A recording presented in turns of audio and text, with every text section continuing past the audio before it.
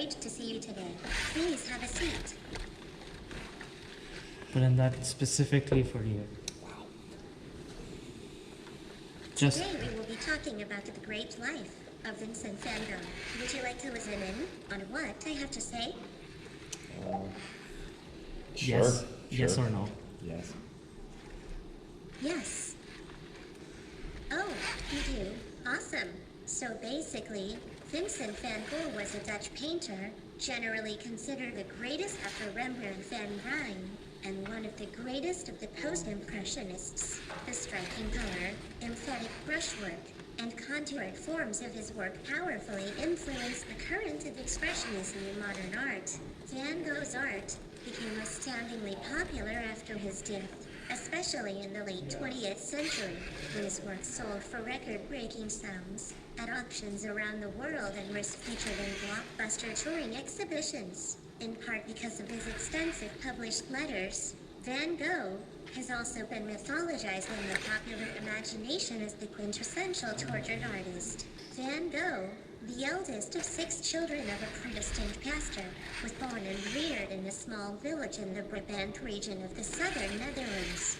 He was a quiet, self-contained youth, spending his free time wandering the countryside to observe nature. At 16, he was apprenticed to the Hague branch of the art dealers Goupil and Company, of which his uncle was a partner. Van Gogh worked hard and methodically, but soon perceived the difficulty of self-training and the need to seek the guidance of more experienced artists.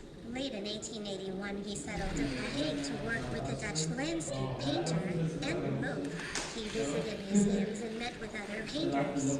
Van Gogh thus extended his technical knowledge and experimented with oil paint in the summer of 1882. In 1883, the urge to be alone with nature and with peasants took him to Drenthe, an isolated part of the northern Netherlands frequented by Moog and other Dutch artists, where he spent 3 months before returning home, which was then at Nuenen, another village in the Brabant. He remained at Nuenen during most of 1884 and 1885, and during these years his art grew bolder and more assured.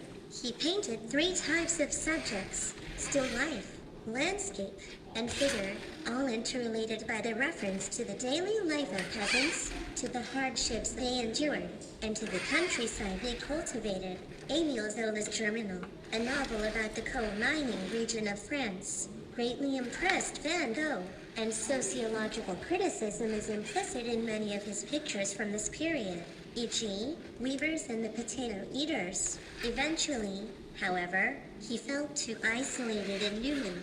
The revelation of Rubens's mode of current notation and of his ability to express a mood by a combination of colors proved decisive in the development of Van Gogh's style. Simultaneously, Van Gogh discovered Japanese prints and Impressionist painting.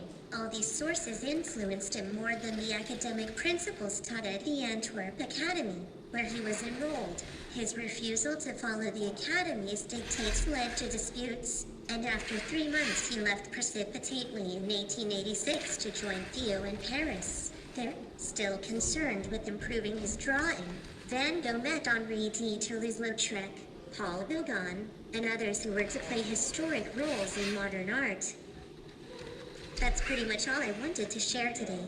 Thank you for listening. Neil should be here any moment now to give you the post-study questionnaire.